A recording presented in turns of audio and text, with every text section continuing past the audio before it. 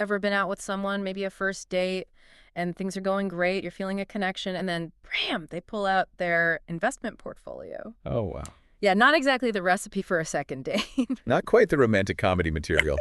But it does bring up something that I think a lot of couples at any stage kind of struggle with figuring out how to manage money together. Right. So that's what we're diving into today with this video from Ramit Sethi. I will teach you to be rich. He's got some really interesting advice. Yeah, he does. And what I think is interesting about this is how many people, reach out and they want to know, like, what's the right way to do this? And there really isn't like a one size fits all, Exactly. which is, I think, why these conversations are so helpful, because it's less about here's the answer and more here's a framework for how to think about this. Totally. And Sethi's very big on like clear, actionable steps. And he gives these really funny examples of when not to talk about money, which I think is a good place to start. Like, first date, probably not a good time to whip out the Roth IRA. Who's giving out that advice? Don't do that. Mhm. But I will say his points about when are good times to talk about it, I think are spot on. So, thinking about major life events, so planning a trip together, moving in together, getting engaged, these are all natural kind of conversation starters Yeah. because they often come with, pretty big financial implications. It makes it feel less like a formal, we need to talk about our finances, and more like, we're planning this trip. How do we want to, think about expenses and things like that? Exactly. And it gives you a way to kind of casually understand each other's values and goals around money without it feeling like you're in a financial planning seminar. Yeah. Because no one wants to feel like they're, back in school or something when they're trying to, have a nice date. Exactly. And actually, Sethi even says that avoiding these conversations, like if your partner doesn't want to talk about money, he sees that as kind of a red flag, which I can understand. Yeah, I agree with that. So, okay, what about if you're already in a relationship? What's the secret? Is there like a magic formula to being financially successful as a couple? Well, not magic, but Sethi in his research has found that, financially successful couples, one of the biggest things they have in common is they talk about money, Okay. and they talk about it a lot. A lot. And not just when an issue comes up, not just when the credit card bill comes and it's like, whoa, what's going on here? Yeah. But, they do it proactively. Oh, okay. So, like, shifting from reactive to proactive communication about money. Yeah, absolutely. Can you elaborate a little bit about what that looks like? Yeah, I mean, it's like, you think about maintaining your car, right? Yeah. You can wait till it breaks down and then take it to the mechanic, or you can do, regular checkups. And so thinking about your finances in the same way, it's like, let's have these conversations regularly so that we can, one, build trust around money, but Yeah. two, avoid those big surprises. Yeah. Nobody likes those. No. Some couples even have like a monthly money date where they'll go out to dinner or something and talk about finances. Okay, I love that idea. So ditch the arguing over bills and instead have a nice dinner out and, talk about shared financial goals. Exactly. Okay, so let's get to this big question that I think everyone's wondering, combined finances or not. Because Sabay seems to be firmly in the combine it all camp. Yeah, he does. And he's got some interesting arguments for it. Yeah, like what? He argues that, by combining your income, your accounts, everything, it kind of removes these little points of friction that can come up. Okay, so no more mental gymnastics of like, okay, I make this much, you make this much, we've got to split this bill. Especially like as life changes, if incomes change or someone gets a raise or anything like that. Exactly. And I think it prevents sort of this like scorecard mentality that can sometimes creep into relationships where it's like, well, I paid for this, so you should pay for that. Yeah, you're keeping track. Exactly. Yeah. But he also emphasizes like it's not about one person giving up control entirely. Okay. He's a big proponent of still having some like no questions asked personal spending money for each person. So you've got your shared goals and your individual freedom as well. Exactly. But I mean, I'm sure some people are listening to this combine it all thing and kind of freaking out a little bit. What about those people who maybe aren't ready for that level of kind of integration or maybe have some concerns? Totally valid. And, I think it's important to remember that full integration isn't for everyone. There are, lots of other systems that couples use. So, Right. maybe you have a joint account for shared expenses, but keeps separate accounts for your own personal spending. Or maybe you do a system where you each contribute a percentage of your income to kind of this shared pot. So it's about finding what works. It's exactly. It's about finding what works for your unique circumstances and comfort levels. And it's not about one person dictating. It's about finding something that feels fair and equitable for both partners. Right. And that kind of brings us to another big thing, which is spending differences. Because we've all been there. What if my partner is a spender and I'm a saver? Oh, the age-old question. And, Sethi actually had some really interesting advice on this, and he actually gives an example in his video of a couple where one person tends to overspend and how they're navigating it. Yeah, I want to hear about this. Yeah, so basically he says the key is to shift the focus from the person to the plan. So instead of saying, oh, you bought another pair of shoes, it's about bringing it back to the kind of agreement that you made together as a couple. Okay. So, it's more like, hey, remember we talked about, wanting to go on that vacation? Let's see how this purchase, affects our timeline for that goal. So it's not about blame or judgment. It's about kind of mutual accountability.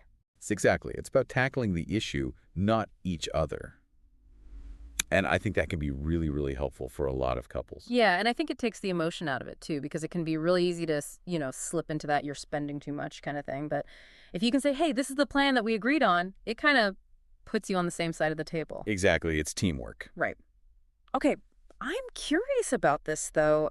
You're talking about shared goals, combined finances.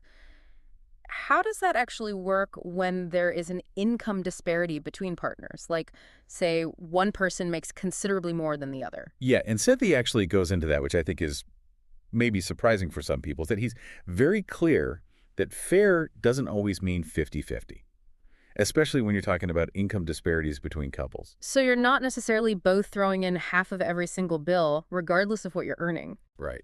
He suggests thinking about it in terms of kind of like proportional contributions based on what each person earns.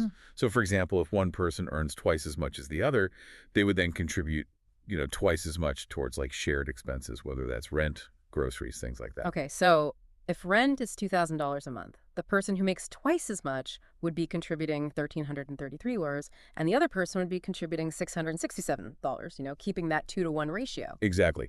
And the great thing about that is it can be easily adjusted for, different income levels, different expenses. Totally. And it keeps things equitable without putting an unfair burden on one person. Okay, but then this is where my brain goes a little crazy. Like, what happens if one person gets a raise or maybe, loses their job? Unfortunately, you're constantly recalculating every time something like that happens. That's actually really interesting. And while he does lay out this proportional system, I think more and more you can kind of tell from his videos that he's moving towards this like full combination even more so. Because, and one of the reasons is what you just mentioned, like life is messy. Life happens. Right. And so, rather than constantly having to recalculate and potentially, I know, like, even create more room for friction there. And more to argue about, yeah. Exactly. It's Yeah. just this automatic thing where it's like, okay, someone got a raise, awesome. Like, income goes up, but the system just absorbed it. Someone had a job loss. Okay, well, we know that, again, like the system's in place, it adjusts. And because you've already, hopefully had those conversations about here's our finances, here's what we're working with, it becomes less about, my money, your money, and more about navigating the situation together. Okay, yeah. I can see how that level of kind of like financial intimacy and integration requires a lot of, I think, communication up front, even more so than like some of these other methods. And, I think for a lot of people, myself included sometimes, like talking about money with a partner can be right up there with going to the dentist. Oh, I hear you. It can be awkward. It can be stressful. Did Sethi offer any advice on kind of navigating those initial conversations? Because I think even getting started can be a hurdle for people. Totally. And, he's actually really candid about this. And he even shares that, in his own relationship, he hasn't always like followed his own advice perfectly. It's always refreshing when a financial expert is also human. Exactly. Makes it feel more attainable, right? Yes. But I think some of his like biggest pieces of advice there is really to kind of start small and start casual. So, don't feel like you need to launch into a detailed analysis of your investment portfolio, on a first date. Right, exactly. Maybe just express an interest in personal finance and see if that's something, your partner would be open to chatting about at some point. Yeah, like, hey, I've been reading about personal finance, or I'm trying to learn more about this. Is that something you'd be open to maybe talking about together sometime? Exactly. Exactly. It's casual, it's non-confrontational, it kind of opens the door, hopefully, for further conversation. He also talks about the importance of vulnerability and maybe, even sharing something you might be a little insecure about financially. Okay, so like confessing your online shopping addiction, Hmm. asking for a friend. Exactly. Because, again, that vulnerability can often create a space for your partner to do the same. It kind of helps to normalize those conversations because none of us are perfect. It's not about being perfect. It's about being kind of open and honest with each other about, where we are. Totally.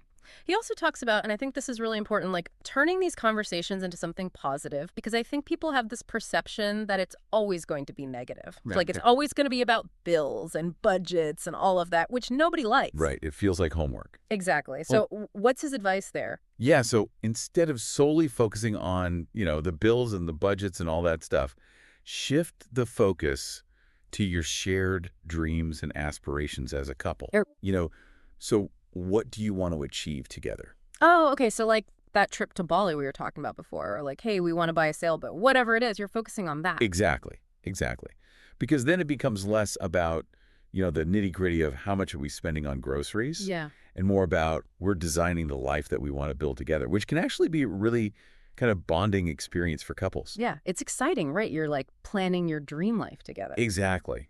And who doesn't want to do that? Totally. I think that shift in perspective from like, finances to we're planning our dream life can make a world of difference in how those conversations go. Now, did he give any kind of more practical tips in terms of like, okay, we've had this initial conversation. How do we keep the momentum going? He does. He's a big proponent of, making those money talks a regular habit. Okay. So, we talked about that money date idea before. He's like, put it on the calendar. Like, make it a recurring thing. Maybe once a month you get together and have that money date.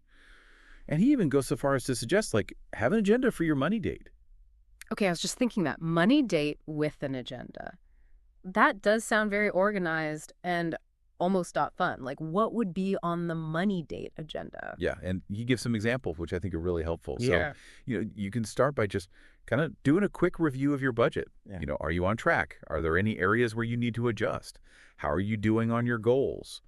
And then, maybe you move into, like, are there any important decisions that need to be made? Like, are there any upcoming expenses that you need to plan for? Or, are there any investment opportunities you want to consider together? And then he actually says this, which I think is genius. He's like, start your money date with a genuine compliment for your partner. Okay, I love that. So instead of, honey, why is the credit card bill so high this month? It's, I really appreciate how good you are at like finding deals at the grocery store. Exactly. About that new espresso machine. Right. Exactly. But I think it's so smart. It's like, again, you're creating that positive, supportive environment where it's like you're approaching these financial decisions as a team. Because ultimately, I think what Sethi really emphasizes throughout all of this is, the real secret to financial success as a couple, it's teamwork. Yeah. And it's not like my money versus your money. It's like, this is our money and we're in this together and we are, facing these financial mountains or hopefully beach vacations as a team. Yeah, totally. It's like that shift in mindset from like individual ownership to we're in this together. We have shared responsibilities, shared goals. It's a much healthier way to approach it, I think. I agree. So as we kind of like wrap up our deep dive into Sethi's advice here, what are some maybe like key takeaways that you would want our listeners to walk away with today? I think, the biggest one that we've really hit on is that proactive communication is key. Don't wait till there's an argument. Don't wait till there's, some sort of crisis where you're like forced to talk about money. Right. Start having those conversations early on in the relationship, about your values, your goals, even your concerns around money, and then make it a regular thing. Don't just have it be a one-time conversation and then you never talk about it again. It's like building that financial muscle together. You know what I mean? And like any good workout, you need to do it consistently for it to be effective. Exactly. And don't be afraid to, kind of get creative and find what works for you as a couple. Yeah. So maybe it is that monthly money date with an agenda. Maybe it's a shared spreadsheet. Maybe it's something totally different. But it's about finding that system that you both feel good about and that you can actually stick to. Totally. And, one thing I really appreciate about Seta's advice is it's not about being like a financial whiz or anything. It's really just about showing up as a team player, being willing to have those sometimes awkward conversations and just, wanting to support each other and each other's kind of like financial well-being, which I think is really sweet. Absolutely. And remembering that, just like your relationship is going to evolve over time, your financial situation probably will too. For sure. So, revisit those conversations, be flexible, and, don't be afraid to adjust your approach as needed. Totally. Now, before we go, I want to leave our listeners with a final thought-provoking question to ponder. Okay. Like it. So, imagine your financial situation changes dramatically tomorrow. Okay, so maybe you win the lottery, congratulations. Woo. Or maybe, unfortunately, there's a job loss or something like that. Would your current system, if you have one, for managing money as a couple, would it still work? Or what would you need to adjust? It's a really good question. And I think it brings home this idea that it's not just about having a system. It's about having one that's kind of adaptable to, because life happens. Life throws those curveballs. So, Exactly. Being prepared, communicating openly, and just supporting each other through all of it. Because I think at the end of the day, building a strong and resilient relationship is just as important as building wealth, right? 100%. And maybe, just maybe, these conversations about finances can actually bring you closer together as a couple. Now, would that be a plot twist? Right. Who knew that talking about money could actually be, dare I say it, enjoyable? Hmm. Okay, maybe not enjoyable, but productive There we go. Productive. and even relationship building. Absolutely. Well, on that note, I think it's time for us to sign off. Yeah, I think so. But for our listeners, the conversation doesn't have to end here. Take these insights, talk to your partner, and start building your own financial dream team. I love it. Thanks for diving deep with us.